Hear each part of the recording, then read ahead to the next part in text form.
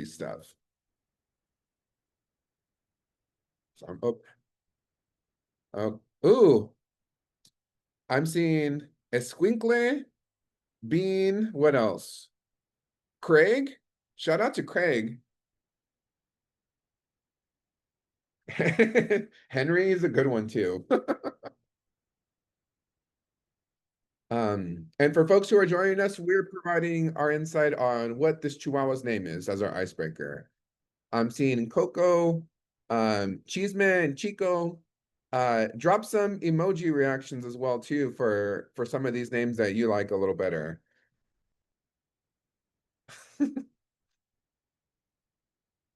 Wow, so far Bean is in the lead. Chava, Canela. These are all very good Chihuahua names, I gotta say. Um, I would name this one. Mm, maybe like Chavito or something. Henry's also a good one. Henry the Chihuahua. Rosita, yeah, that's when you know she's in trouble. But cool. Thank you all for your participation here. And again, I always want to reiterate, I used to be a high school teacher. Feel free to always jump in the chat here. I have it open to respond to. Um, but let's get started. So what exactly is policy advocacy here?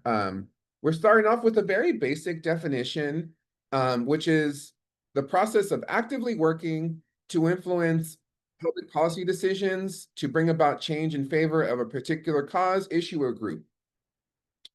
Um, Essentially, how do you influence the development and approval of a budget, of a county ordinance, of state legislation? And again, like it could work for our favor or for against our community's interest as well too. So this is something that is readily applicable and can be used by different sides of the political spectrum.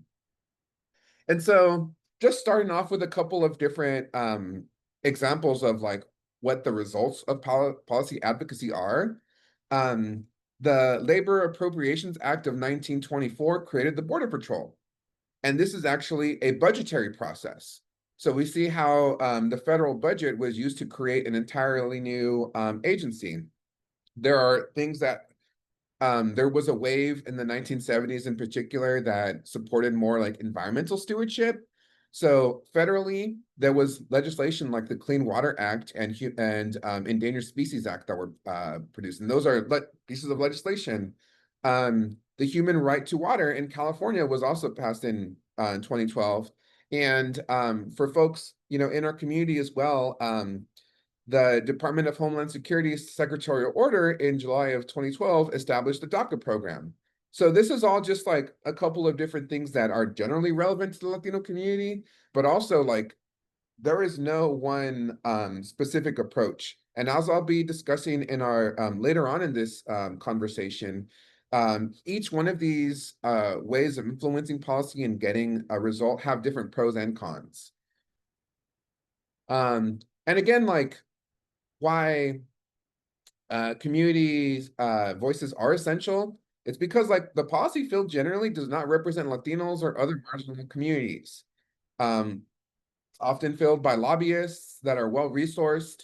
And also like policy advocacy is an opportunity for us to maintain civic engagement beyond and between elections.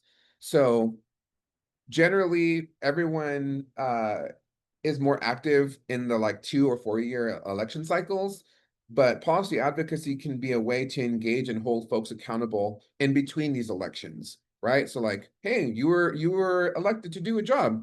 Are you doing it? What information or advocacy can be directed towards particular people or agencies to get a result here? And this picture is actually from our Sacramento advocacy days that occurred last week, actually. So I'll be using some photos that are either funny to me or relevant and directly from our Green Latinos portfolio.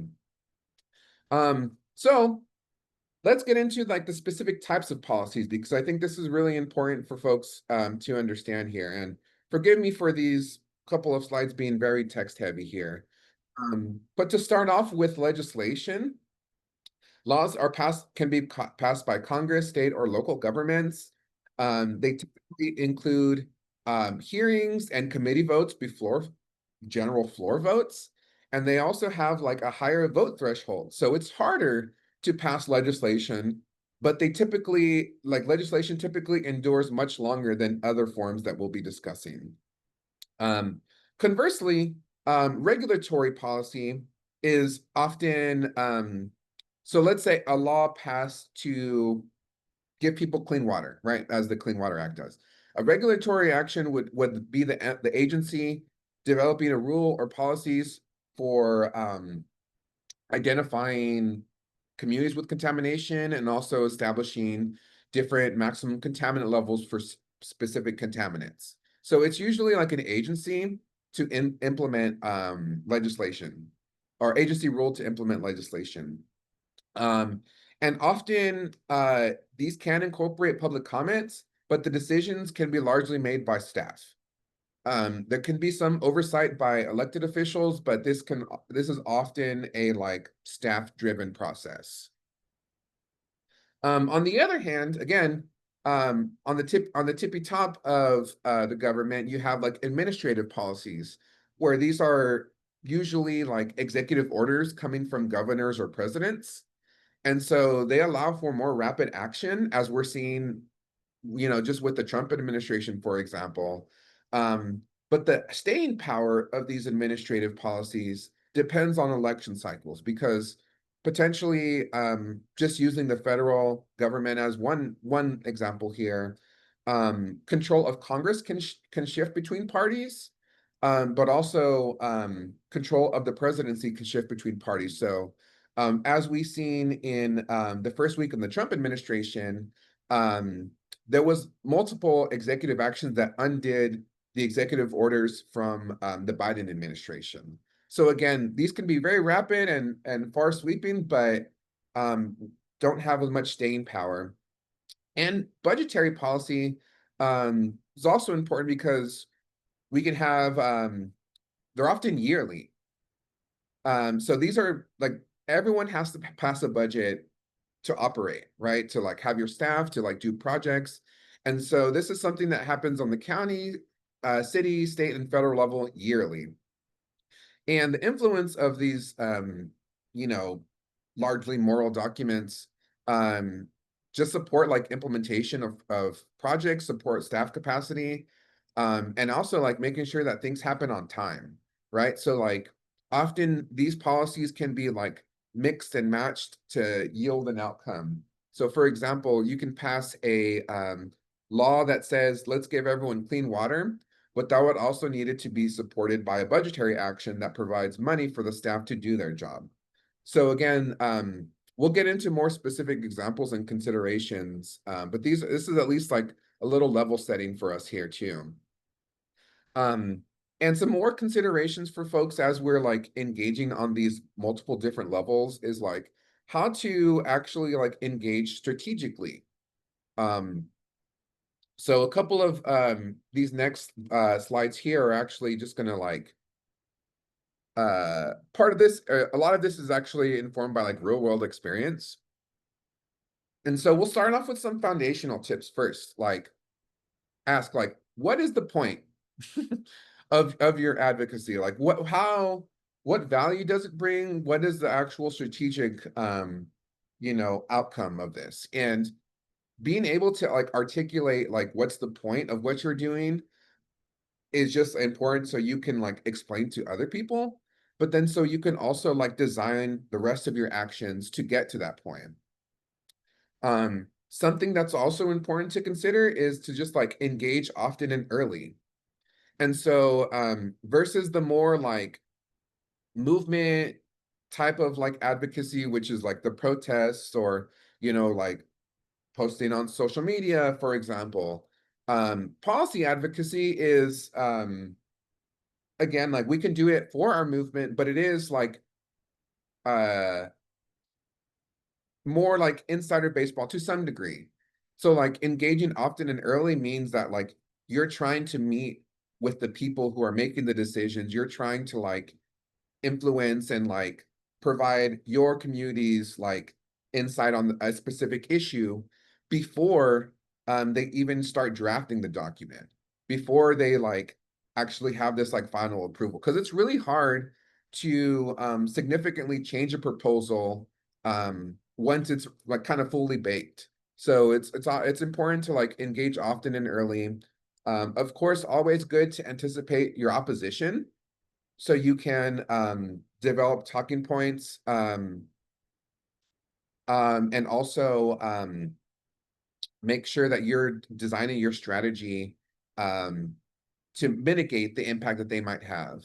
It's also really important to rest up. Like this work is very can be very stressful or fast paced, and so it's just really important as us as like advocates to take care of ourselves.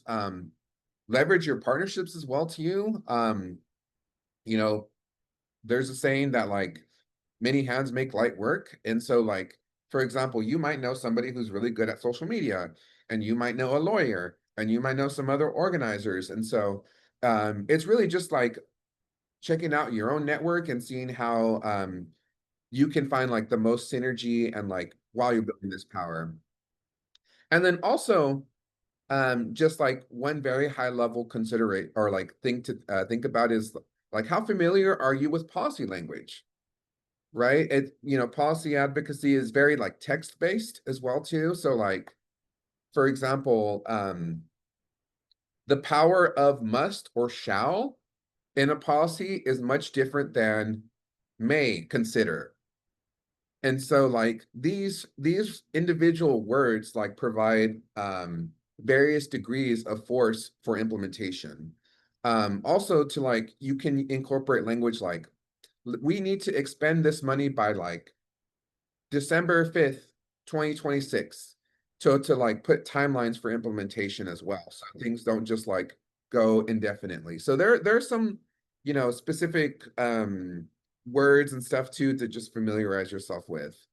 Um, and it's also, you know, really important to understand the civics of everything. Um, so like, let's say you're engaging, your local city council is trying to pass an ordinance to plant more trees, as one example.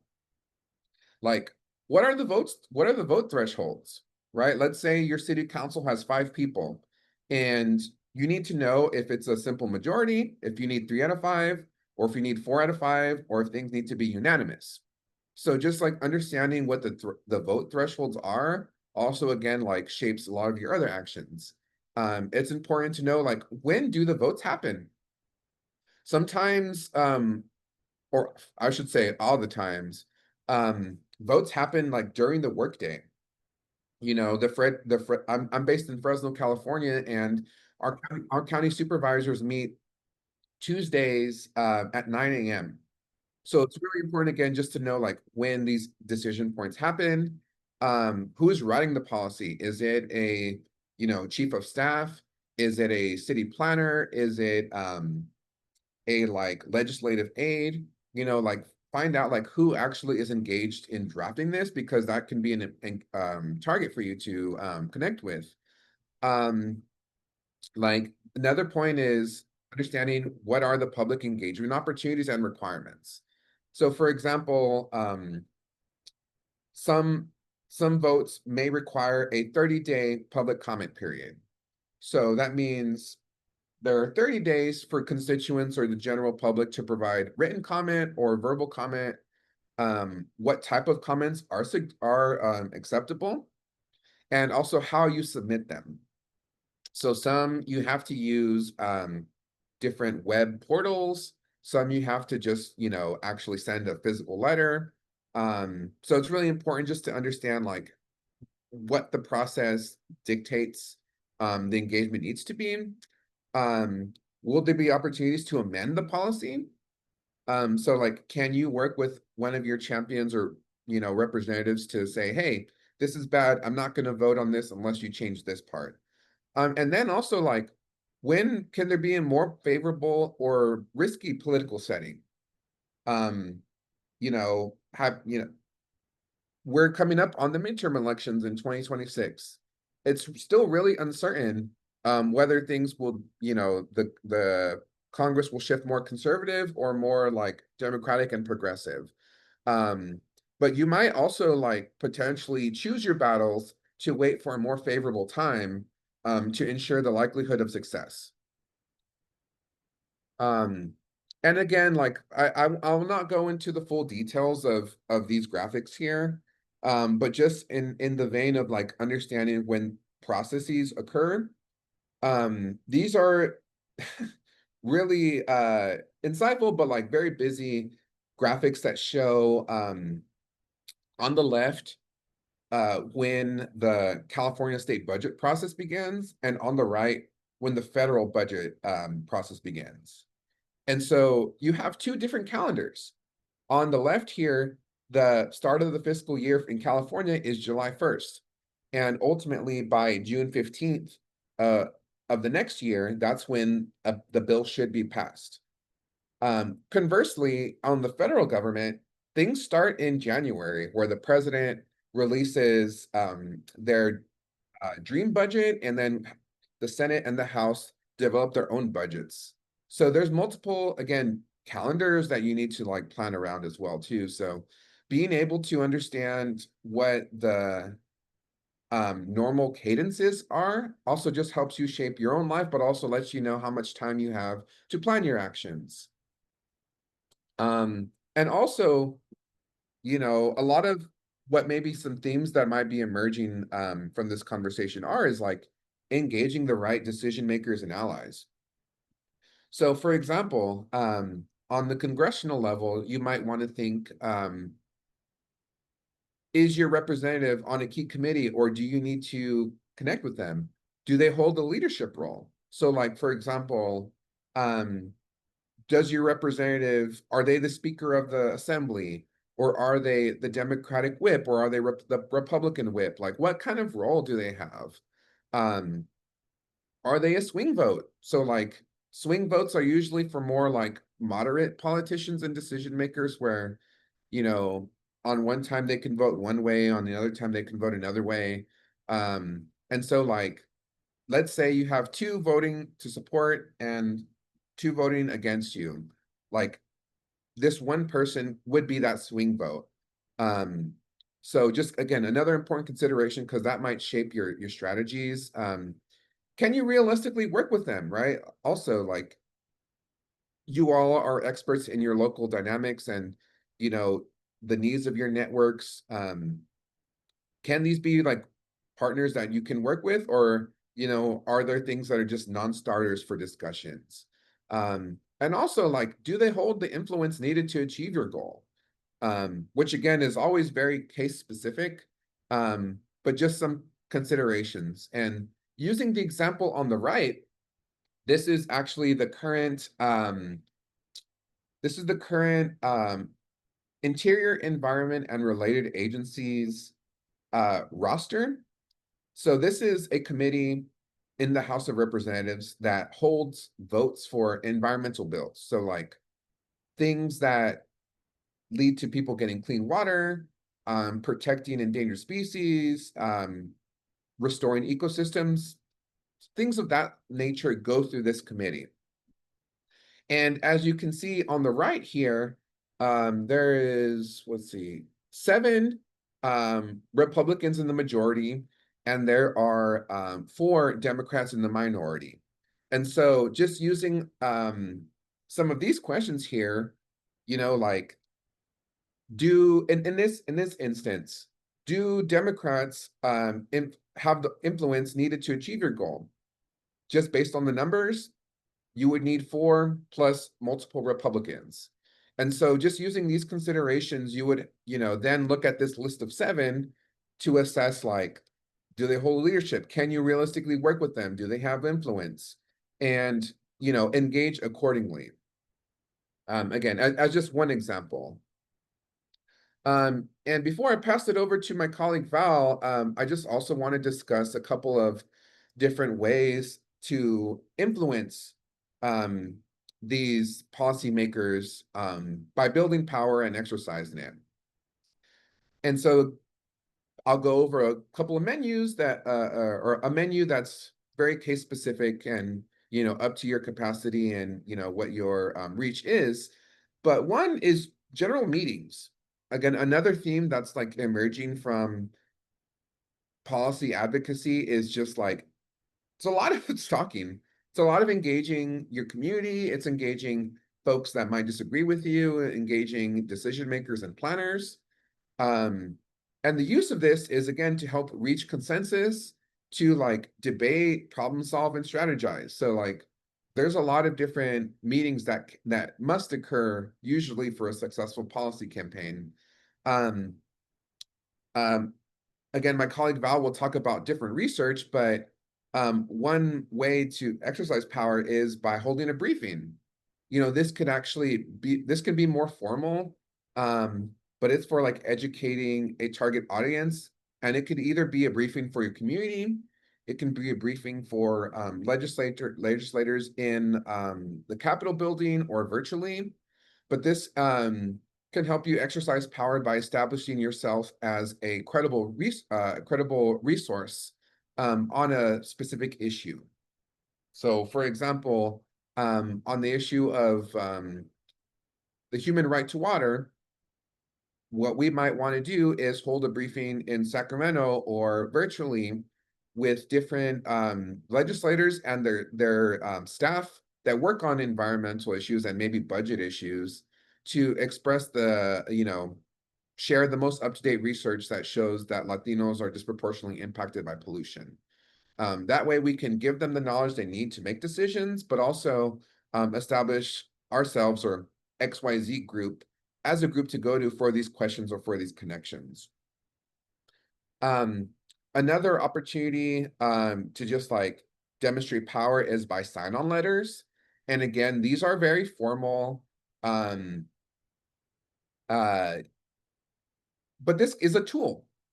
And so to demonstrate support and or concern for an issue, right? Like you say, hey, this bill or this policy is not protective of our community for 1, 2, 3 reasons. And then you circulate that amongst your community and beyond to say, who else agrees with this issue?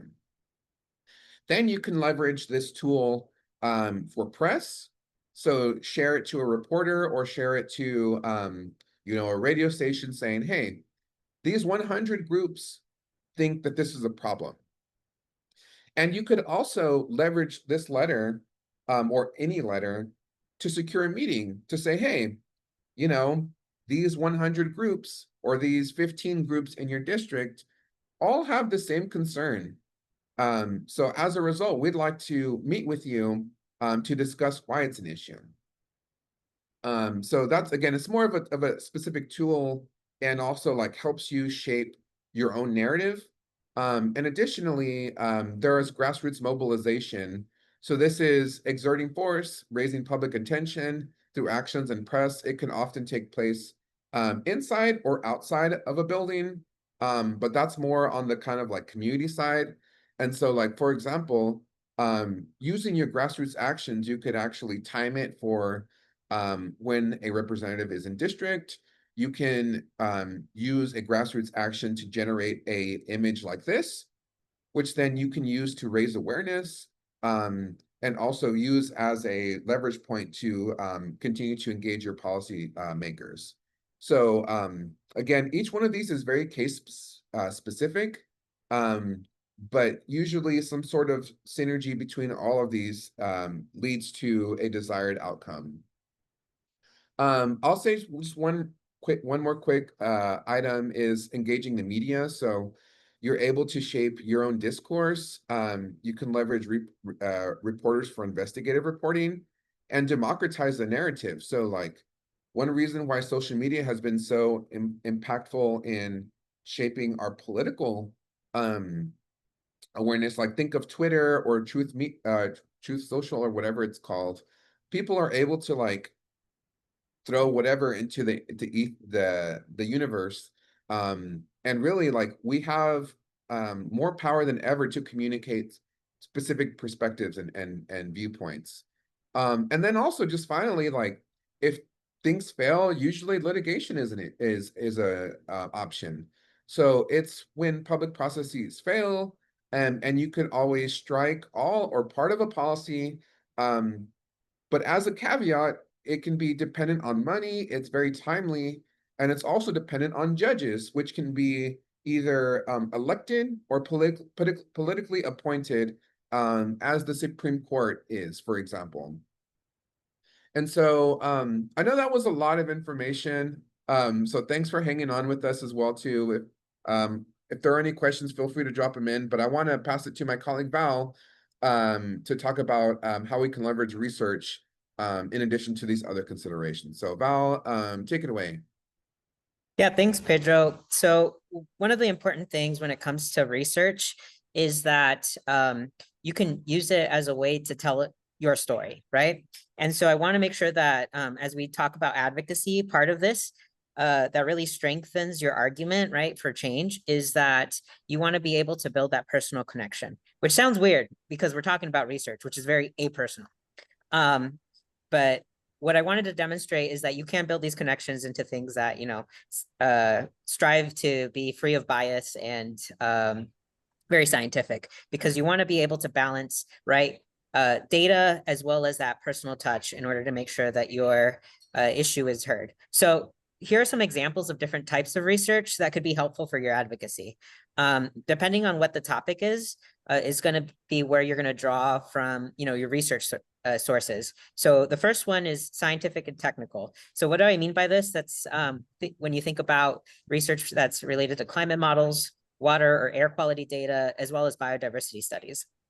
The second one is policy and legal research. So that could be existing legislation, regulatory frameworks, as well as precedent-setting cases. So the first one might be more in terms of like what you think of as like in the picture there as like a person in a lab coat working in a laboratory, whereas the second one could be more, you know, your lawyers and JD who are conducting these research. But a lot of times, especially when you do interdisciplinary research, you can have a mix of the two.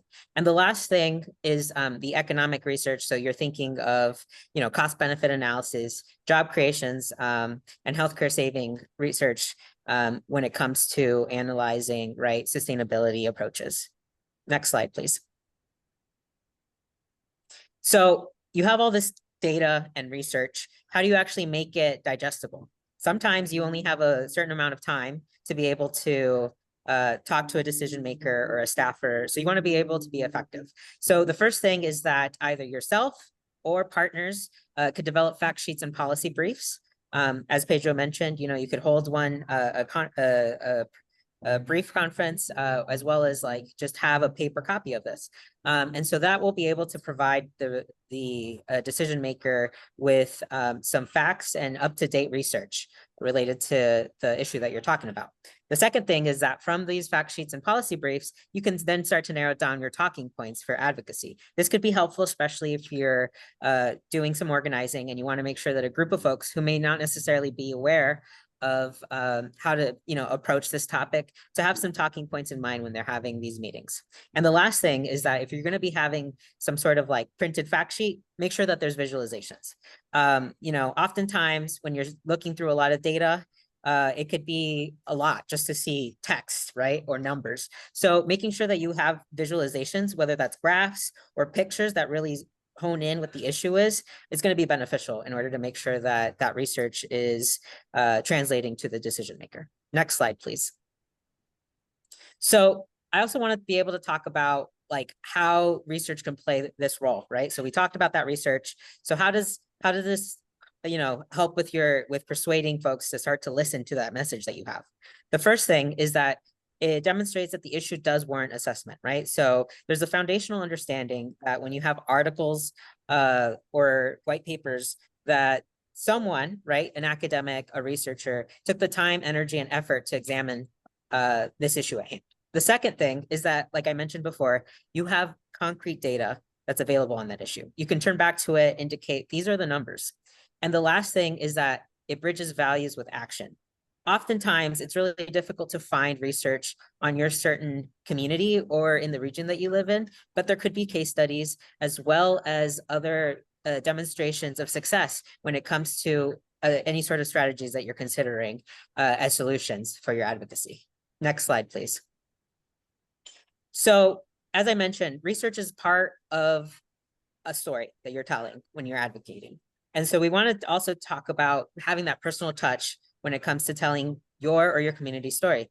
And so part of this is just, you know, we need to think about these issues beyond the numbers, right? Beyond the facts, because there is a lot of emotion and trauma and strain that is caused that causes to want to advocate. Overall, there's a response to a issue at hand, and we want to try to resolve it. So bringing forth the reason why you care, right, or why this is of importance is going to be really important when you're having these meetings.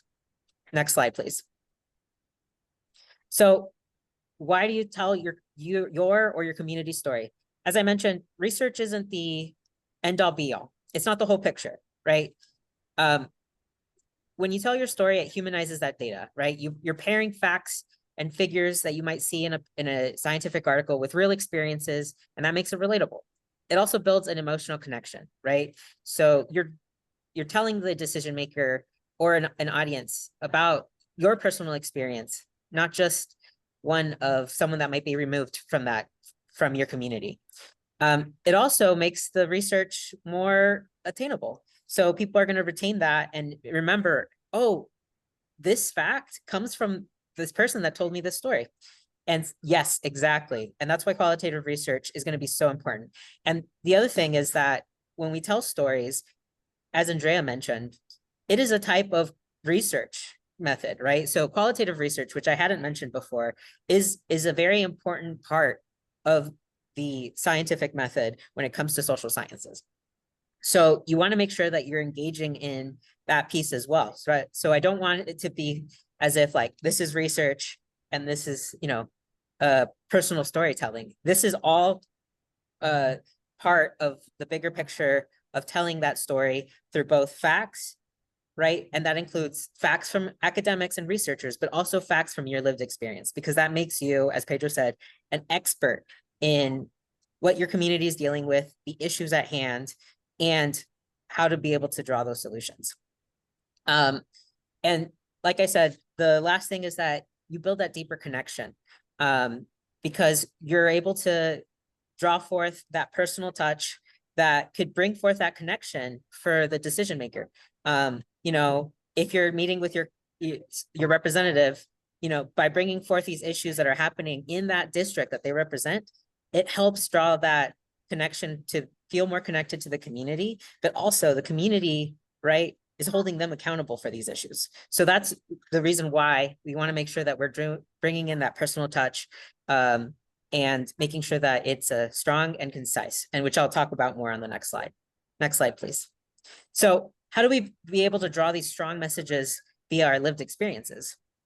The first thing, as I mentioned, is you build that connection with your audience. You bring together what you know about the audience, whether, right, it's your congressional district representative or someone from your local government, and bring some sort of connecting or resonating fact or concept, and then be able to connect that to your shared experience. So maybe you guys both like football. I know that sounds really random, but then you could draw together, right? Like we have this personal connection, and you could then feed forth in terms of like, well, this reminds me of this issue of, you know, the artificial turf that's being implemented on like high school football fields. And that's a big issue when it comes to plastic pollution.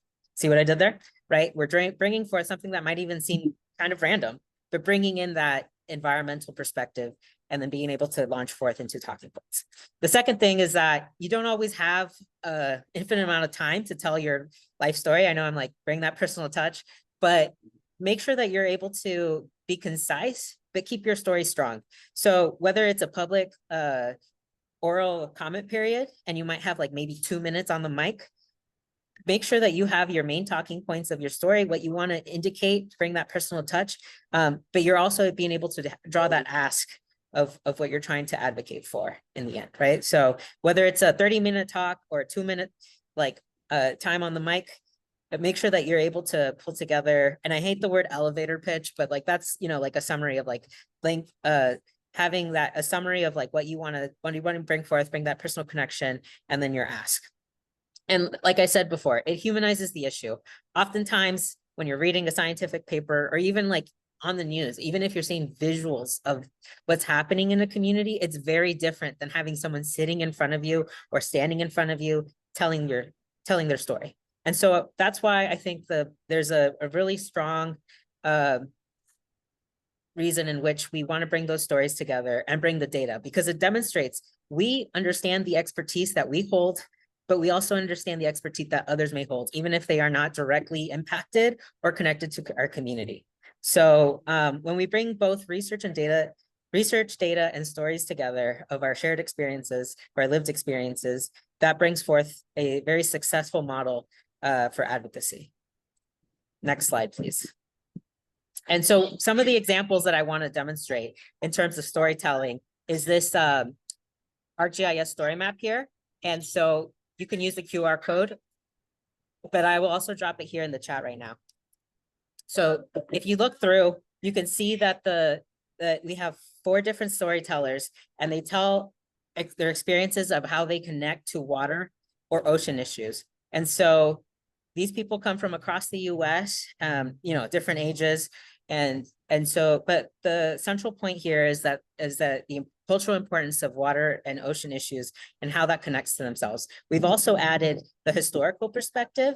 And so this is just one example of how you can really draw in that, you know, personal experience as well with the facts in terms of what happens when you connect those water issues and how we think about our food systems overall. Next slide, please. And lastly, I want to demonstrate some examples of how you can do some fact sheets. So here are just 2 like screenshots of fact sheets that you have available via Green Latinos. And so the first one is the California Advocacy Week priority issues, which Pedro has laid out. And so the second one is another one, which Dr. Camila Caceres, who is also the advocate for the Water Equity and Ocean Program, did for the California Ocean Days and those priorities. And these are available for you to be able to use to strengthen your advocacy points. And so you don't need to make these from scratch. Like I said, you have partners, you have a network that can help bring these this research, whether it's and you know that scientific or technical, the policy and legislative, or the economic, to bring forth these really strong talking points for your advocacy work. Next slide, please. And so that wraps up in terms of leveraging the research and the personal stories, and I'll pass it back to Pedro. Thank you. Yeah. Yeah, thank you, Val. And we're right on the home stretch of this presentation. And so, you know, when we put our strategic considerations that we had discussed in the first half of this discussion, with the research and storytelling that Val had discussed, we began the work of cultivating champions to advance our policy goals. And so I would be remiss without paying honor to Raul Grijalva, who recently passed away, but was one of the best examples of a champion for environmental justice in the Latino community that a lot of us have ever seen in our like personal or professional lives. And I think, you know, people like him are who we're trying to build people up to reach this kind of level. And you know, like what it leads to is being able to exert influence for policies, being able to, you know, be in those rooms where the language is being drafted, right? Be in these rooms where the decisions are being made, and have someone who can actually be our voice, rather than just kind of shouting into the universe here. But really what it comes down to is building trust and long-term relationships. So again, like there is really no shortcut towards this. Sometimes you have a running start, sometimes you know, maybe you went to the same high school as them, or maybe they're in your community.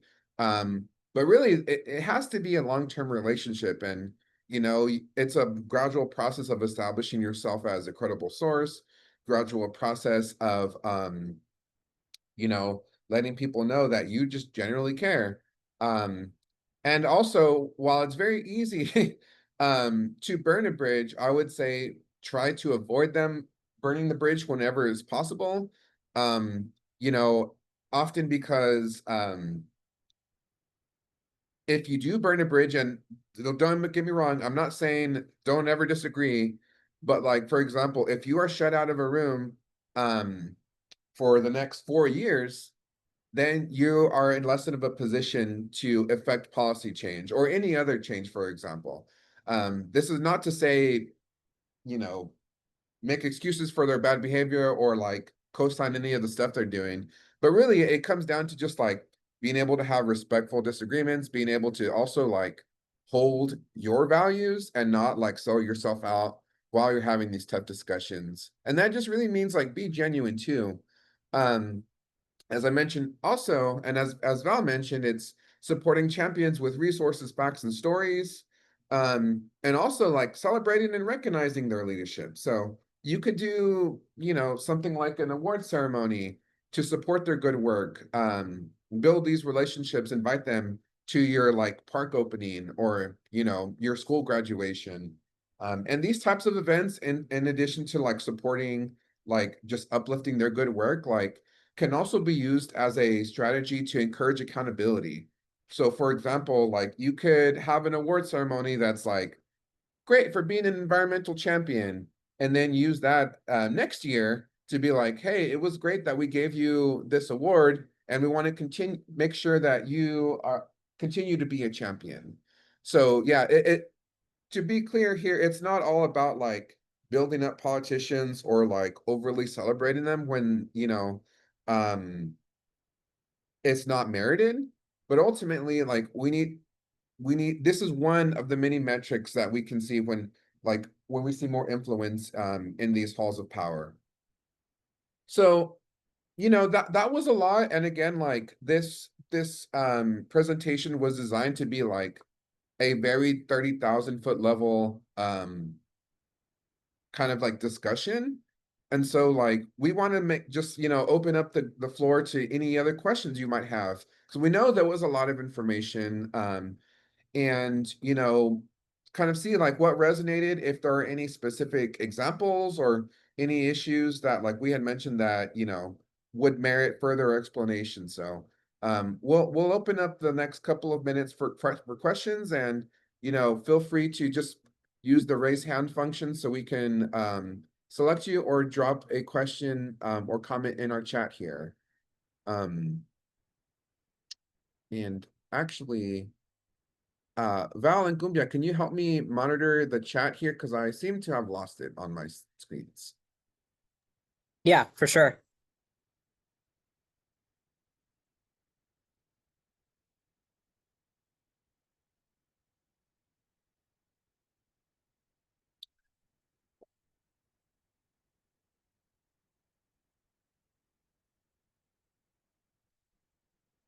I see Andrea.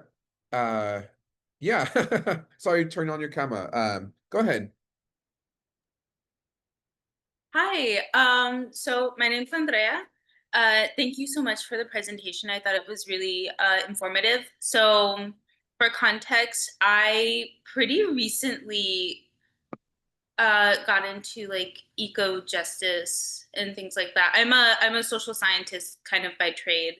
And so like right now as a student, I'm learning a lot about like ecofeminist perspectives, especially in like for Latino organizations. And I'm also like based in the Rio Grande Valley region of Texas. So water access is like a huge like I'm seeing that there are other friends in the valley here. Water access is a huge thing for us because we have such a huge like agricultural industry in the Valley and in South Texas as a whole. I'm wondering what tips do you have for organizing like local individuals, because I feel like we have quite a few I feel like we have quite a few people in Texas who would be interested in organizing with local supporters. I don't know how I go about that because there's like so many different places in South Texas. Like I feel like there's a lot of opportunities for organizing in the Valley. There's so many opportunities for organizing in Southwest Texas, like in Del Rio. There's so many opportunities for organizing like along the Gulf and then in San Antonio. So I was just wondering, like regionally, how would we be able to tackle things locally? Because and within Texas, and I'm sorry, this is like a really complicated question. Within Texas, it's interesting because we just had, gerrymandering happen. So yeah, I don't know if that's not an easy question to answer, sorry. But I guess my main question is like, how would we go about locally organizing things? And is there a way like regionally we can make sure that that happens for these sub-regions in Texas? Yeah, absolutely. I can definitely take a stab at it. Our Texas organizer, Rojo, I think that's you down there, is also on this call. But I'll just start off by saying like feel free to approach like Green Latino staff for these types of questions. Like that's open to like everyone here on this call. And we definitely like are here to support you again through our research, through our advocacy expertise, through the different like political organizing networks that we have as well too. So definitely like these types of things we're super open to discuss. I might say, if you're specifically beginning, there's always like connect with the organizations that are like doing work, to like make sure you can readily like save yourself a bunch of work by joining them or, seeing what value you can add. But at a super high level, I would say like find like one issue or like one specific process that you can use to organize people and use that like one thing to like have the broader conversation, right? Because it's really like there's people's limited capacity, they're working, but when you're able to like focus on one thing, you're able to like use that one thing to like talk about a lot of other issues. So like for example, you could like engage one specific like uh representative, or if there's like a particular really bad project that's going to be really wasteful for the water or like lead to more contamination for the area. And then you can just, that'll be your like trial run to have these broader conversations about like, hey, like maybe we should like, maybe we're stronger together, or maybe like we can reach out to this other group that might be able to support us or, give more information. So I always think like, start small and hyper focused. But then like as this is going to be like our lives work for like forever, probably, um, there's always going to be like more work and to keep expanding to once you have your practice and once you have your community and more experience. But I'll maybe pass it over to Val and Rojo as well, because we have our federal teams that work on issue areas, and then we have our state programs that help support in other campaigns in different ways. So Val, I know that's a water thing, and go ahead. Yeah, so I dropped it in the chat, and like I said, I know it's not in the Valley, more in the plains, but we do have partners at Rio Grande International Study Center who are amazing, and they have more on the ground work that they do in Texas, and in related to the Rio Grande. And I think that they would be an excellent source when it comes to a lot of water issues.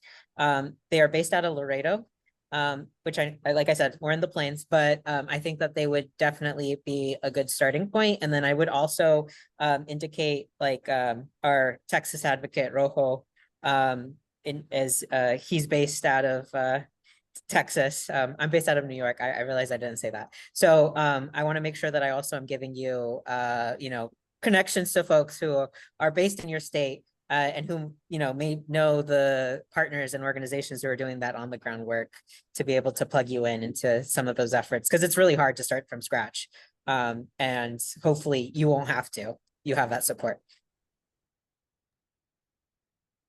Thank you so much, by the way, for providing that link for me. I really appreciate it. Oh, is this the part-time internship for, I believe I saw this. Hi, everyone. I can jump in for a second. Hi, everybody. I'm Rojo, your Texas community advocate. Thank you so much for letting me speak for a second. And also, I don't want to take too much time since I know there's maybe a few other questions. I see a hand up. But yeah, actually, we are working, and I see your application too, Andrea, so I'll be reaching out to you today. But we're working on actually bringing in some interns to help us with that same question that you had about localizing the work that we do, especially in spaces like Texas that are so big. I think I drove 9 hours to El Paso and I was still in Texas, right? So I think it's important for us to understand how different areas, different ecosystems, and that goes not just for the climate, but for the movement in general. There's groups that are focusing on access to water, right? I think something that Green Latinos does that is really good is bringing the cultural and the organizing together. And then we do advocacy. So, you know, I feel like when you ask this question and you mentioned organizing a few times, we do that with the intention of making sure that folks get connected with Pedro and a few other folks in the national team to do advocacy at the federal and state level. I hope that if anybody here is from Texas or knows anybody from Texas, please share them the application. We are going to extend the application period, but we're very excited to bring in 3 people from the 3 different regions of Texas to focus exactly on this. And Andrea, you'll be, you know, you maybe would like to know this, but we'll be working with Val because we are launching Protectores del Río. It was an initiative created in Laredo as a way to not only reclaim the river, which is more than just a border, right? When we think sometimes about South Texas, La Frontera, we cannot just be thinking about a border wall. We must be thinking about border communities. So excited to do some of this work with you all in the future and to share more. Take care. Yeah. And our next slide will actually, you know, what I'll just go to here. Before I pass it over to Scarlett, like we'll have like these are our emails as well too to reach out for more connection and more conversations. And you know, again, we're here to support the Green Latinos community. So feel free to become a member, follow us on Instagram, and reach out to Val and myself here. But I'll pass it over to Scarlett because I see your hand raised. Yeah, I actually just kind of wanted to say, for those of you who aren't in that area of Texas or South Texas, I was actually sent over here so I'm a part of Citizens Climate Lobby, and I was sent over by our VP for the people of the global majority so that I can kind of look into what you guys are doing and learn from you guys. I lead the Latinos National Action Team, so that one's national.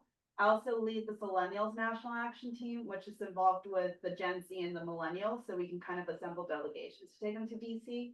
But I also lead the CCL chapter for the RGV, and we partner with the university down here so that we actually provide internships and fellowships to basically we assemble, actually weirdly enough, we are right now, my nonprofit's working with the water irrigation district boards of the lower Rio Grande Valley because of the water issues that we are having. Our infrastructure is over 100 years old.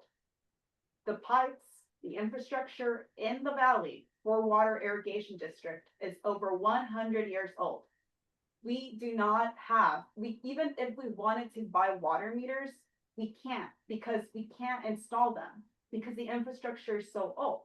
So right now I'm working with the board of irrigation managers here in the lower Rio Grande Valley, and we are kind of thinking about assembling a delegation to DC to talk about these water issues and how they disproportionately affect Latinos and in the valley. And yeah, so I thought that was if you guys have any advice on water issues, I know that CCL focuses a lot on climate, but I'm right now really my own nonprofit Crescentia Initiative is really focused right now on water issues. So if there is anything that you guys have on water issues, that'd be for the valley, including Laredo, all the way down to Brownsville, great information to have access to. Yeah, absolutely. And just that comment itself like demonstrates kind of what we were mentioning earlier of just like connect with some of the people who are interested and already beginning to do some of this work. And for free, I'll volunteer. Val, feel free to shoot an email out to Val via that email on the screen here.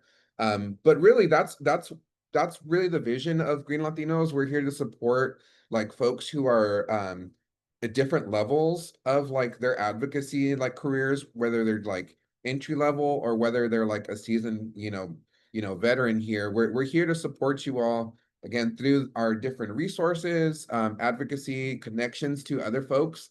And what we really want to try to do is, connect folks from these different geographies and issue areas so we can build a stronger movement together.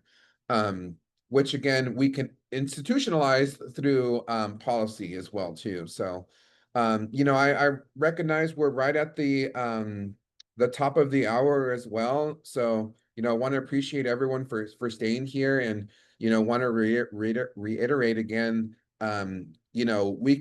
we are here to like have these conversations or like to advise or play more active roles in your own campaigns as well too, should you want to reach out to us as well. So maybe Val, I'll pass it to you for some last words. Yeah, of course. Absolutely love that we're building this connections, and thank you everyone for taking the time to hear our 101. I feel like we've already launched from the topics that we talked today. So really excited to see the conversation continuing, beyond what we talked to, and hopefully I'll hear from folks who are interested in some water issues. Like I said, feel free to reach out to me at vatshul@greenlatinos.org. Whether it's to connect y'all with some Texas folks that we work with or fact sheets. We love making them. So any sort of resources that we can provide, I'll do my best to be able to provide a response to y'all and try to get y'all in the right direction. Yeah, likewise as well too. So again, thanks for joining us. We have other series in this, we have other webinars in this training series. But I think what I'm taking out of this is that it would be worthwhile having a like policy advocacy 102 and maybe even 103 types of discussions with folks to really like grow off of these foundational considerations. So, on behalf of Green Latinos, thank you all so much again. One more time, feel free to reach out to us. Like we are here to support you in whatever ways we can. And, stay cool out there, stay safe, and feel free to join us in October as we're issuing more wide calls to action for advocacy as well. So thank you again for supporting Green Latinos. And as always, we're here to support you. So take care, everybody.